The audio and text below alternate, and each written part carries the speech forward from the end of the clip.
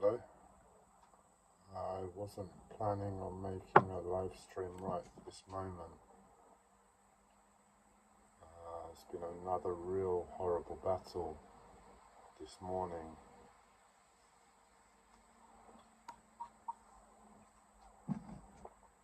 It's my physical movement. I've been dealing with elements of, I don't know what the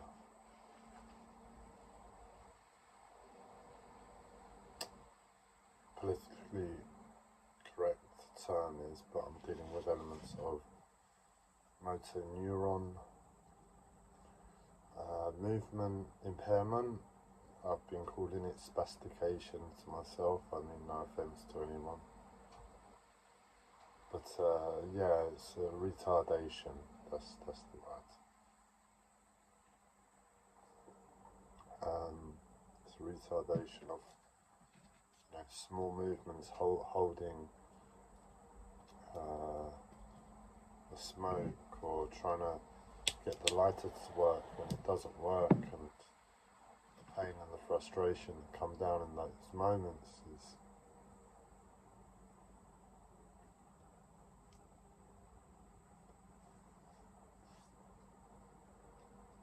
they're really tough. And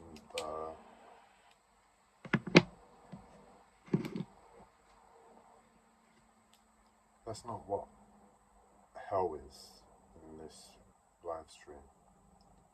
I was just flicking on YouTube to put anything on to distract myself from what I'm going through. Now I'm imagining to sit down with a smoke and a coffee and just have some peace of mind at the same time. And I'm flicking through,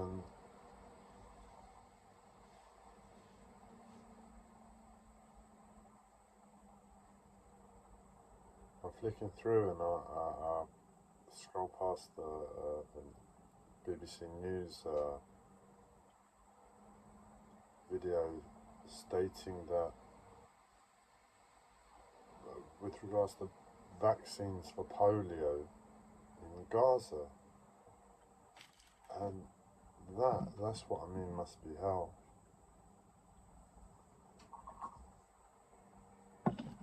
Everything those people have gone through, innocent people, whatever the politics is, whatever the terrorist organisation, the people are innocent. The country has been ripped in two, literally: Palestine, Gaza, West Bank, and my geometry. Yeah, my geometry and geography really aren't great at the present. You have to forgive me. But the country's split in two to begin with. And then on top of that, Gaza gets invaded, ripped to bits. The people, God knows what they've gone through. And on top of all of that, the country's hit now, seemingly, with a bout of polio. That to me says hell. That to me says hell. Why are other human beings not there to say, no, this is just unimaginable experience for what it means to be a human being. I can't be here with my four walls, my central heating, and not go out there and march in front of Parliament to say, what the hell? How can you give me my four walls, my heating, my benefits, when this is happening in the world and these people are human? You're human, I'm human, we're all human. Why can't we just wake up and realise we all have four walls here, we all have central heating here. The vast majority of us have central heating, the vast majority of us have four walls, the vast majority of us have food. And all you have to do within this country is fall within the benefit system. I don't know how difficult it is for a homeless person to do that, but I'm sure the steps are there to begin that way. It's still not great. I can't imagine how it must be to be homeless, but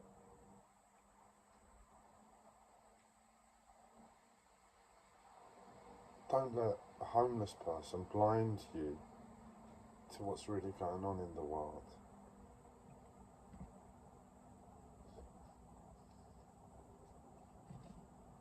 The country's just been hit with polio. And how is the rest of the world going to help them? By allowing a few more aid vehicles to go through? Ridiculous situation. And all there is one small clip on BBC News on YouTube. I've not been keeping up with the news. My life fell apart when Israel invaded invaded Palestine. When Israel invaded Palestine, my life fell apart. I couldn't accept a world where this was taking place.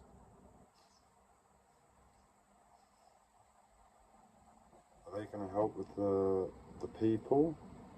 How the country's been left, the infrastructure and the removal, hopefully, of the terrorist organisation they were trying to get rid of?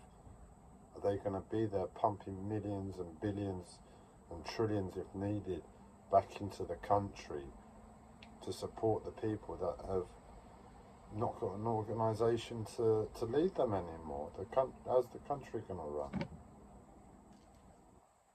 Apparently, wasn't it the organisation, terrorist organisation they were trying to get rid of, was running the country?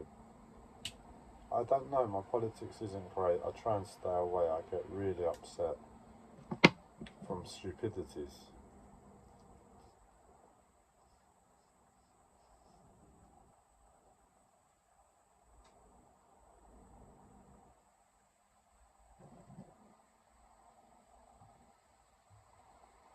Imagine the odds.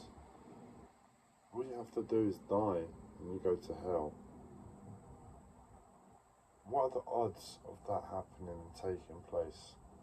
Imagine yourself, your life, slowly getting ripped apart, a country divided, the bitterness inside to the world of how Palestine has been looked over in all the geopolitics and everything else. Not that I'm blaming Israel, I'm taking sides, I'm just saying what's happened to Palestine is atrocious. And you take that into account, what that must do to a mind. I'm Cypriot, from Cyprus, and the country is ripped in two. I remember how passionate my dad was about how wrong, how unjust, and how that's affected me, and that's Europe. God knows what it must be like next door in the Middle East.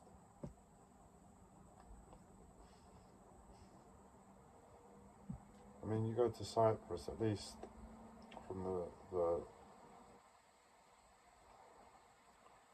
part that's literally, the part that is still considered free and not occupied.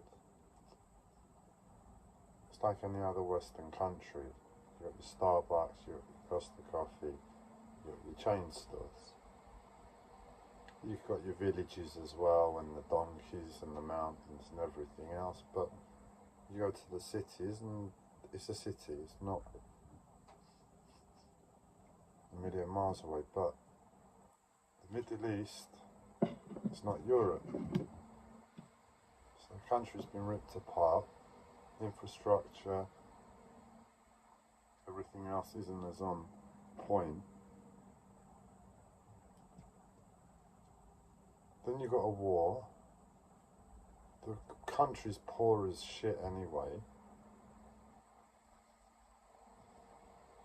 Israel invades, rips hospitals to bits because that's where they've been hiding, and How are the people going to get treatment when this country's being bombed to bits? How many people have lost relatives, loved ones?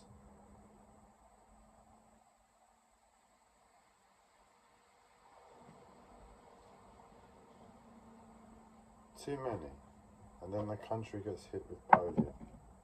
Imagine being there, maybe as a 40-year-old, seeing this gradual progression over the years.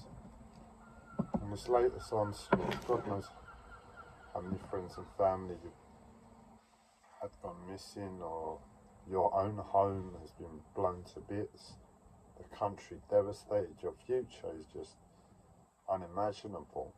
How you're going to support yourself, food, shelter, central heating if you're lucky, electricity if you're lucky, running water if you're lucky. And on top of that, there's an outbreak of polio. You look around the world, no other outbreaks of, I don't know, I've not been following the news. I know there's been some outbreaks in Africa, and it sounds like the new C virus is always on the brink of being.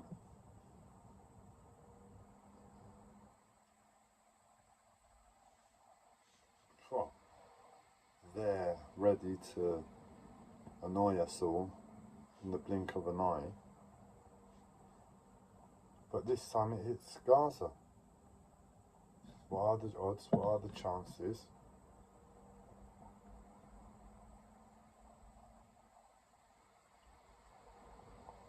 It's like you're standing there and you're looking at the picture, you must think, God, I must have got blown up like 20 years ago or something and I didn't know it and I'm in hell. There's more chance this is hell than the real world, and I'm witnessing this atrocity. How do we let it happen, man? How do we let something that could be labelled heaven, with all the luxuries and entertainment that can be used consciously,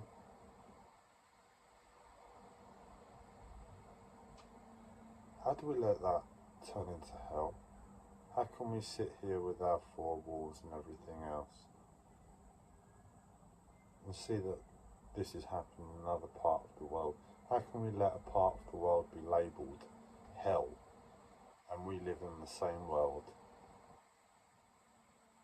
And we think we're going to go and eat our dinner tonight, all happily and in ignorance. And in the back of our mind, oh yeah, there's this place in the world that's literally hell. But the most chances are in the world, this place is hell. There was another place before that was more hell, but at the moment this is hell. And you go back and you look at a few of the catastrophes that we've had over the past 30, 40, 50, 100 years, and we begin to ask ourselves, what are we doing, man?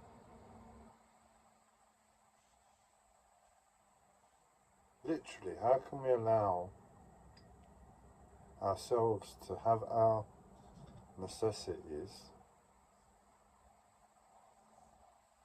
and somehow be happy to lie to ourselves enough that, oh yeah, there's people in the world literally going through hell, and our government, part of the system that props that up. Not that they're doing anything specifically. Yeah, they are selling fucking arms to Israel. Please stop. Please stop. Please stop.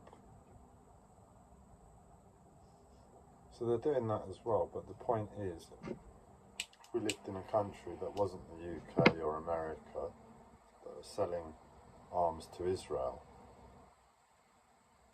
it's still propping up the same thing, because that country is still part of the same bigger system. Not to say capitalism is better or socialism, or, it's just to say we are one world. We are 8 billion strong.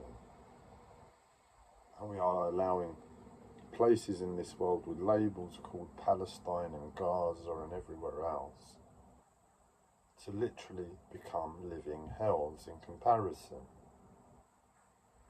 to waking consciousness.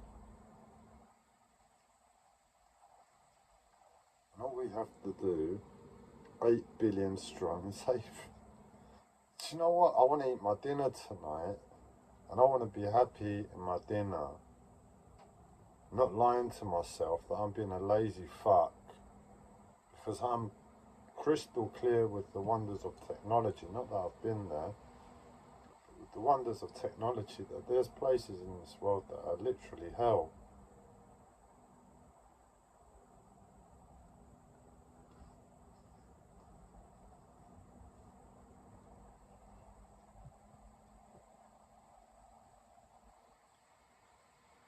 I really want to eat my dinner. I think that's a human right to be allowed to eat my dinner. My mind's been corrupted. My life has been corrupted. I'm here, I'm given all these things, these benefits, this fantastic accommodation. When my government goes out, props up a system that creates a living hell for people, I'm expected to just go happily and do my best, get my entertainment, get my luxuries, get my food, keep warm. The government props up the system, and if we're lucky, the government doesn't sell arms and make it even more ridiculous.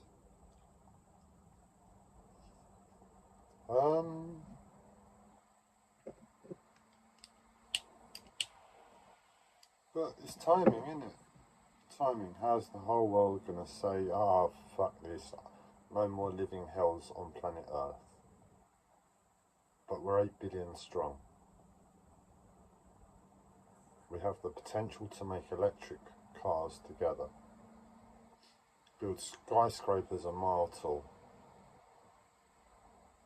send men into space and do fantastic things all over the shop, and we can't not make a living hell so we can eat our own fucking dinners. We are that insane. We are that insane. It takes an insane man to see the world and say, oh no, no, no, this is insane too. That's the news today. The insane man says world is insane. I'm going to have to change the title. I'll put it to,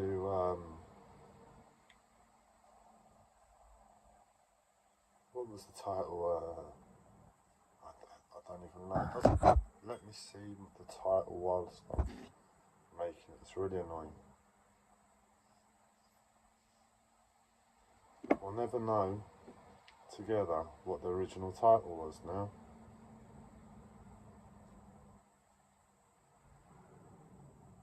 An outbreak of polio on top of all of that shit. And that's not even the worst hell that's been about for the last 100 years. It's just the current fucking hell. Imagine being there and being lucky enough to see all of that over the past God knows how many years, all the politics and all the bombs and everything else, the country ripped to bits, the latest onslaught, the massacre in hospitals, the shutdown of the whole country, no future, no life for the people. And you're lucky enough to still be alive. God knows the pain and sorrow of all the family you've lost and friends and life you've had ripped apart a million times and had to restart over. And you're lucky to be alive.